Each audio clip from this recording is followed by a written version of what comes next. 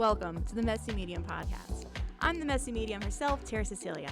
I'm here to spill the tea on all things life, death, legacy, and everything in between. This podcast, we're not afraid to get a little messy. Hi, hey, hello, welcome back to the Messy Medium Podcast. It's Terr, your host. I am here continuing the series of answering your most frequently asked questions. This is part 2. I answered 20 questions in part 1, and I'm going to answer 20 questions, or I think it's 21 questions here, in part 2. Now, before we get into it, a couple little housekeeping notes, things that are going on. One, I think when this episode comes out, we are already in voting for the Women in Podcasting Network. I am nominated in the horror, thriller, and paranormal section. So if you like this podcast, or you like me, or you maybe just have a little spare time, can you give me a vote? Can you give me a vote, please? I am so grateful and appreciative of this nomination, and as I've said in the past, let's just see what we can do about it. If you're watching the video on YouTube, my cat is full on cleaning his butt tail area right now. He is just giving you a full show. Yeah, gotta love it. Gotta love Tony Baloney. Also, in addition to my nomination, I want to say thank you and, share my gratitude. I am offering 20% off of all of my 30-minute slots. I think it's my my psychic oracle mediumship sessions, the 30-minute slots. There are a percentage off. You use code MESSYMEDIUM at checkout in the coupon section, and you will receive that. Thank you. If you're not already following me online, I'm doing a bunch of promotional things and efforts to, get everyone over to vote and say thank you for voting. So if you're not following me online on different social media platforms, I definitely recommend it because I am going to be giving away some free services over the next 2 months as voting runs from from August 1st to October 2nd. All right, so if you haven't listened to the first section of this episode, I definitely think, it's probably worth listening to. I might be a little biased being the one answering the questions, but I do think that there are some good tidbits in it and will kind of help you understand my process, etc. more. If you're curious about getting a session with me, or if you're just curious about, exploring your own psychic abilities, or just, curiosity. So I definitely recommend giving it a listen. I've broken down the questions into different, themed segments, because I think it kind of helps it be more digestible. So let's get into this. The first question here on part 2 is, how do you handle delivering messages that might be difficult or upsetting? I try to phrase it as gently and still effectively as possible, but to be completely honest, Spirit sometimes tells me things and I will just fully get the gist that somebody is not ready to hear it, and I do use my discretion, and there has been occasions when I've been like, you know what, I don't think that this message is going to serve this person right now. It's not going to serve the purpose at this point. And there has been times when I have omitted things from readings that I just don't think are going to be helpful or provide closure, or they might just be more hurtful. In most cases, in majority, if not most cases, I say pretty much everything that comes to mind. There have been occasions in the past where I have omitted things that I just knew were not going to be helpful and were going to be more hurtful and detrimental than positive for a client. That just is the honest to goodness truth. But if I do deliver that news, I try to do so as gently and as presenting it with tools and resources that maybe able to help them move forward with that information that may be upsetting or difficult. What ethical guidelines do you follow during readings?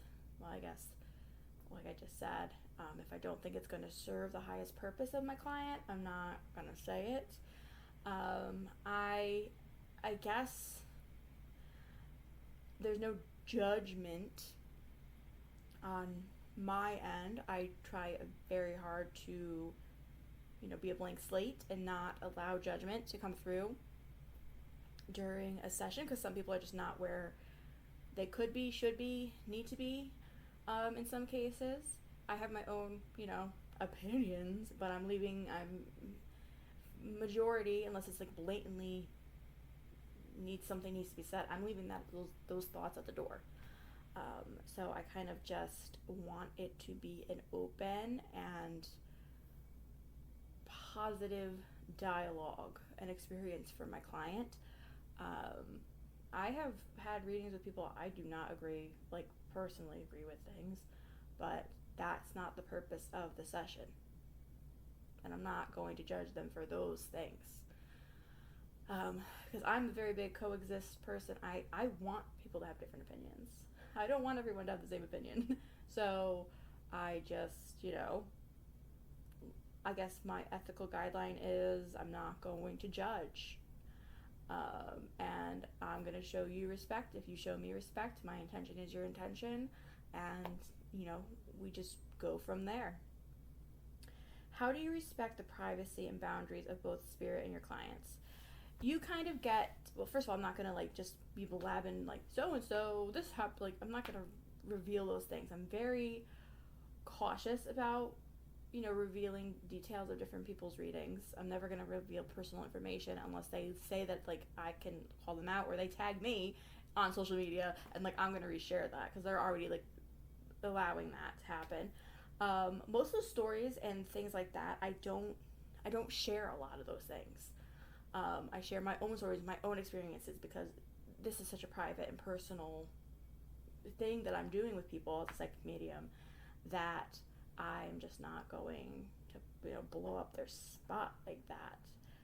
So I guess respecting boundary, and that goes for spirits too. They might tell me things, and I have to, like I said, have to find a way to word it the best, or just admit it, because they're I'm not ready for them to know that, or they need to find that in their own time. To preserve something that maybe a spirit wants preserved, a thought of them a certain way. I will honor that. What do you do if a spirit doesn't want to communicate?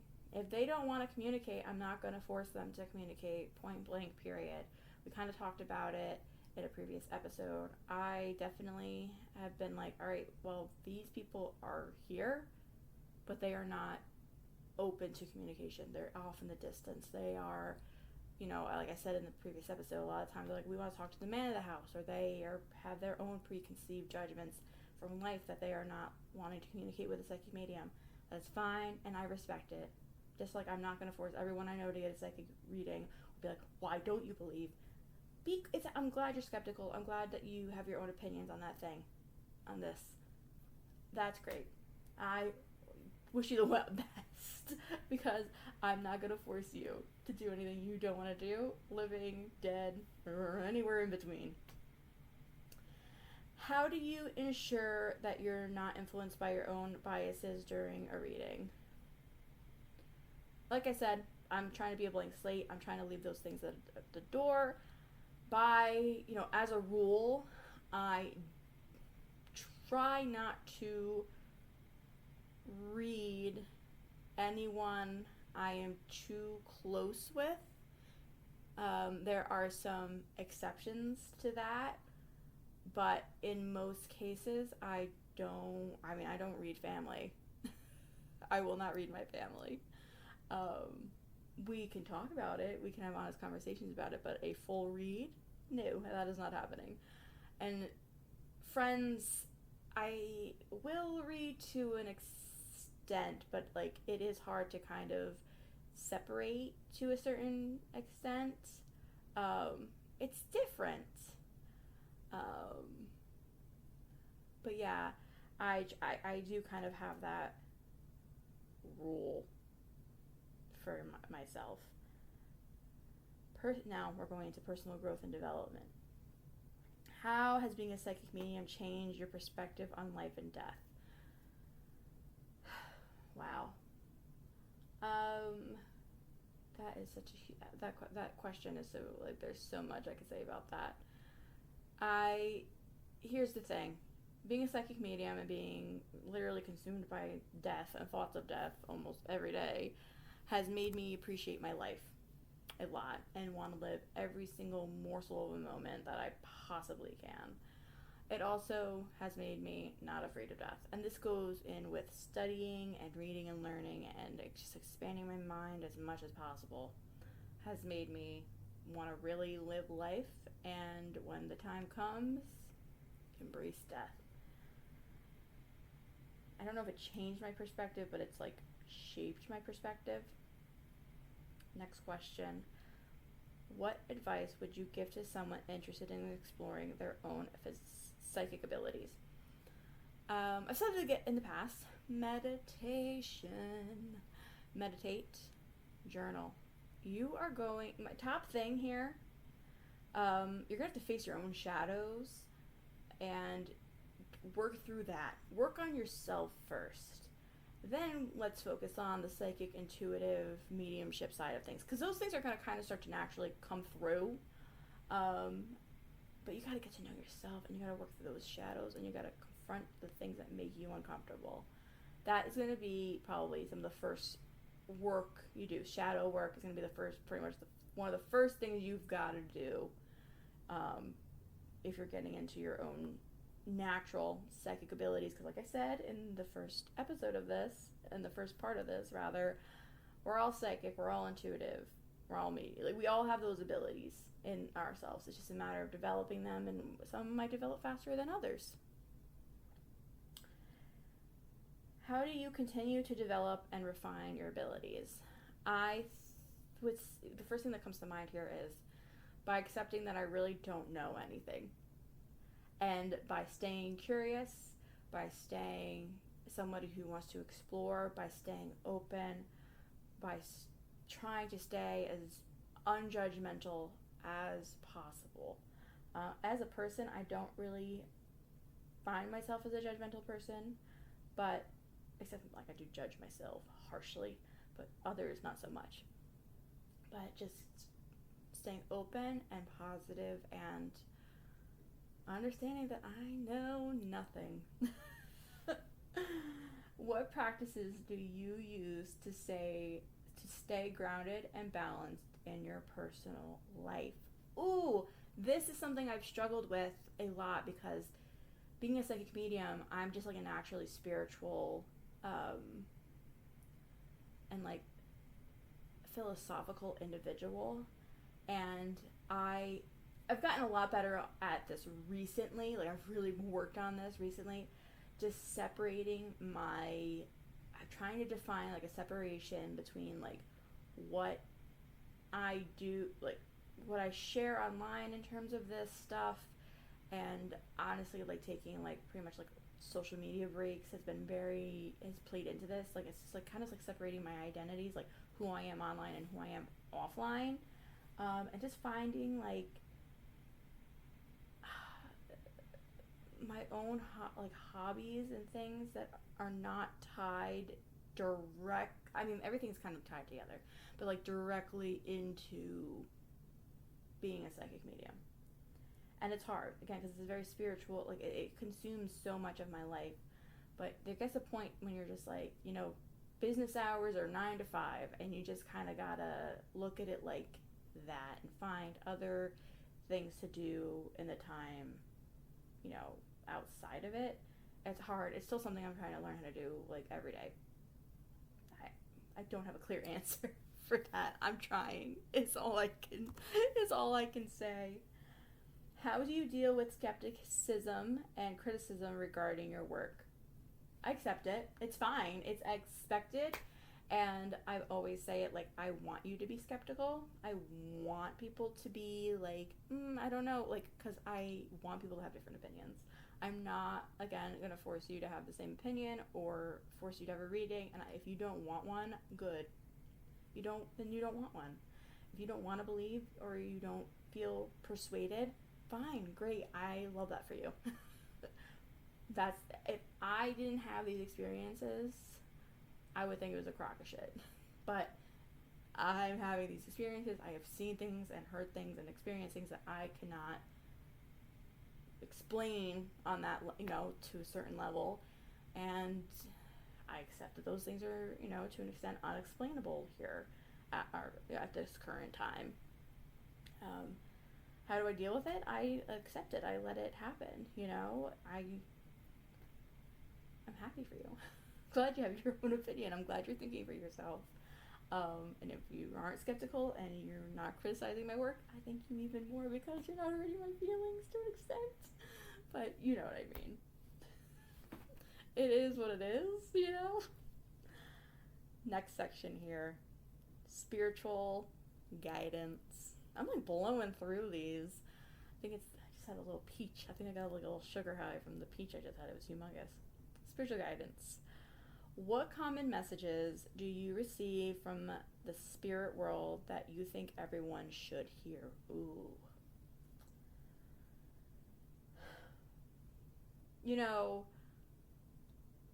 One of the common, I don't know if this is if it was a message, it's more a vibe. You want to know who's concerned about being dead? The living. The dead are not concerned about being dead, in most cases. If not all. There is just a feel. I wish everyone could experience the feeling that spirit provides in many readings. They are not worried. They see the bigger picture. They know everything is okay. They see the grand plan, and it is an incredible feeling. And there's just such a sense of peace and understanding and gratitude that comes with spirit a lot of the time. And even the ones that are struggling still kind of carry this. The ones who are concerned about being dead are the living. The dead are not concerned with it. So I don't know if it's a message as much as it is a vibe.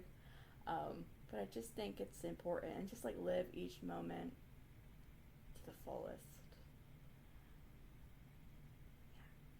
Next question. How can people connect with their own loved ones who have passed away?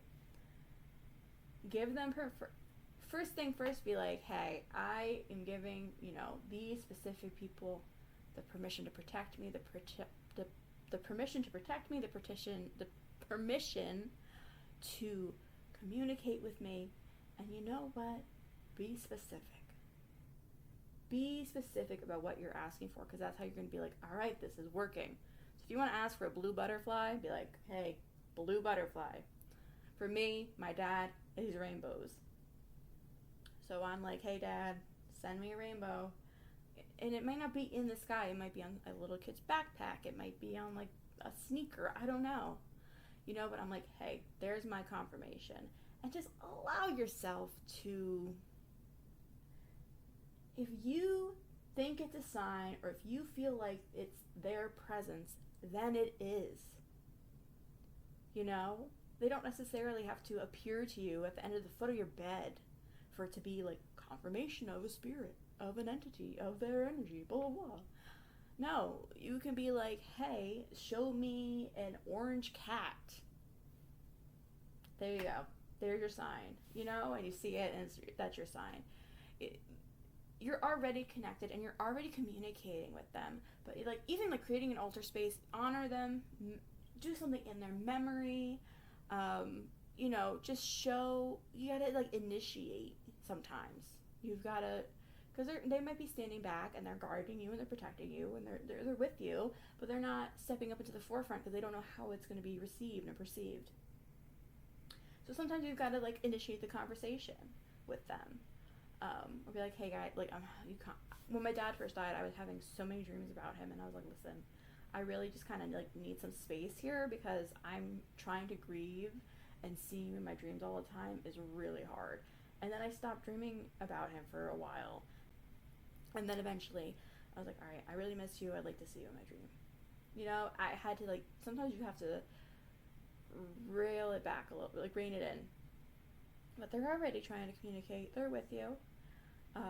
It's just a matter of, sometimes they don't know how you're gonna, if you're ready to receive it. So you've got to let them know, like, hey, this is okay. What are some signs that a spirit is trying to communicate with someone? I kind of talked about this a little bit earlier. Pennies, dimes, they say like pennies from heaven, dimes, feathers, angel numbers, songs. You might just have a feeling, smell their perfume, smell like their cigar burning. There's so, like, if you think it's a sign, it's a sign. That's what I say. It could be the most random, stupid thing to anybody else, but if it's a sign to you, it's a sign to you. Every time I see a Central Hudson truck, that's the electric company here, I'm like, oh my God, it's my grandpa. Is it? It is to me. That's all that matters. So if you think that that's a sign, it's a sign, period. For you, it is. How can people protect themselves from negative energies or spirits? Ooh. First of all, calling out protection from your angels, ancestors, guides. Protect me, guide me, keep me safe. There's nothing wrong in doing that. I highly suggest it. Wearing protective crystals or keeping protective crystals in your purse or like in your space, common space at work. For me, like a few things for me. I have a broom on my door. I keep a black candle by the entryway. I have selenite over my doorway. I have salt. I'm using salt to cleanse my space. I'm doing smoke cleanses. I am keeping just a positive mindset in general, because that, I'm not trying to create any energy out of myself, any entity of myself. I'm, trying to keep a clean space, trying to move energy and just keep my space safe for the people around me, just fill my home with love. And if I were in an office space, I would do the same thing. I used to have crystals when I worked in corporate. I had like the crystals on my desk, and I was cleansing my space. And you can set up like personal boundaries. Some people you're gonna have to interact with, like living people you're gonna have to interact with. You can be like, I'm not interacting with that. Like, you can embrace the energy to an extent that you have to, and then be like, to a point, like, just cannot let it affect you. And understanding that, and this goes for living and other energies and other the dead, etc. I find that empathy, that's your key. Being empathetic and understanding that you don't know what they're going through, what's happening really fully to the whole extent, is going to be major. And just having empathy and compassion is going to get you very far, and it will protect you, and it kind of disarms the negativity and disarms the negative energy. Yeah. What role do spirit guides play in your lives, and how can we connect with them? So I have a whole podcast episode about spirit guides. So I'm going to recommend that for the second part of this question on how we can connect with them, but basically ask them. They play as much of a role as you want them to play. If you want to tap them in, tap them in. If you don't want to tap them in, don't. I personally think life is better with them on your side and engaged. Sometimes you kind of want to have them take a little bit of a step back, and they do. It kind of goes along with like how do you connect with loved ones, because they are your loved ones. Ask them for signs. Ask them for confirmation. Ask and you shall receive. They will play as big or as little as a role as you want them to. This next section I called like listener interaction. What are the most common questions you receive from clients during readings? It would be the how does information come through for you, and this like what, like, so I would say, like I answered, I think this was in the first part, it's like an implanted memory, or it's like I'm remembering a movie that I've seen, but it's somebody's life, or it's like a message or an example they're trying to give me to communicate to their loved one. That and like, what are the signs? Like, what's this sign? Do you think this is a sign? Yes, I think it's a sign. So that would be the most common, some of the most common questions I receive from a client during a reading. Next, how do you handle requests for information about the future? Ooh. If you've listened to this podcast, you know that I think that time is not real. So is the future and the past and the present, they're all happening at the same time. This is my belief. And there's so many different timelines, and it's all subjective. Like, we don't know what's going to happen, but based on this information, this is like the psychic, view of what I see now based on the current, at this very moment, circumstances. So that's why when I give a reading, I'm like, this is really coming through, and I'm like, I'm not really connecting with that. I'm like, may not be for right now, might be for the future, might be for a possible future, and sometimes it comes to fruition and sometimes it doesn't. I can just do the best with what is being presented to me at this present moment and provide that to you in our session. Next question here is, what are some misconceptions about psychic mediums that you would like to address? I can't speak for every psychic medium out there in the world. Misconceptions. I've kind of talked about this in the first part of this. I am not trying to dupe anyone. I'm not here to judge anyone. I'm not conversing with evil or the devil.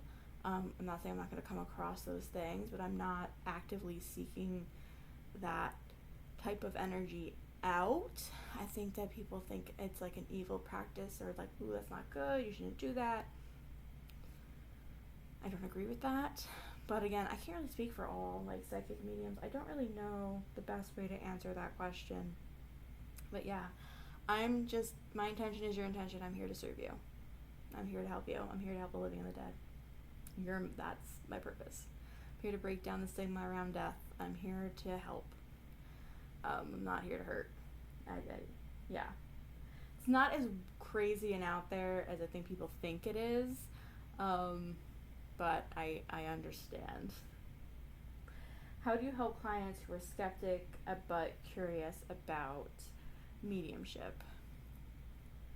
I guess I just answer every question they have, all 40, like this, as honest and open as possible, and by saying, yeah, ultimately, I don't know, period. I don't know. I don't know everything. I don't know. We all don't know.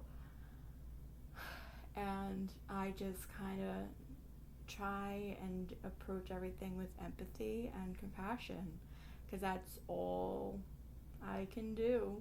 And listen, I'm just here to help. I'm also here to encourage you to be skeptical. I am here to encourage you to ask questions. I'm not going to deter you away from that. I might ask opposing questions. I might hit you with the why, and then the why again, and then the why again. But I'm not trying to prove anything. I'm just doing me, and you're just doing you, and that's fine. That's fine. What is the most rewarding part of your work as a psychic medium? There are so many things that are rewarding about this, because it's hard. It's like moments that I'm like, what am I doing that I have? There are, if more, this is why I do this moments. That closure, the happiness, the tears of healing that I get to share with people. Those moments are for the living and the dead and the spirit and energy, and just seeing people reach their potential. That's it. That's the stuff right there. So I would say those. Those moments are great. I like love doing this, and that's why I'm here. That's why we're doing this thing. All right, so that is part 2 of my FAQ as a psychic medium. Thank you all so much for listening. I am so incredibly thankful to be here and to be serving this community, and I cannot wait to see where this goes. If you have any additional questions, we can do a part 3. Drop those questions below. Follow, subscribe wherever you are listening from. And I think I'm going to leave it there. If you are watching this and you enjoyed it, please vote for me in the Women in Podcasting Network Awards. Check me out on social media. And until next time, stay blessed, babes. Thanks for tuning into the Messy Medium podcast. If you liked today's episode, don't forget to subscribe and follow wherever you're listening from. You can find me, the Messy Medium, on all social media platforms under the handle Terr Cacilia. Until next time, stay blessed, babes.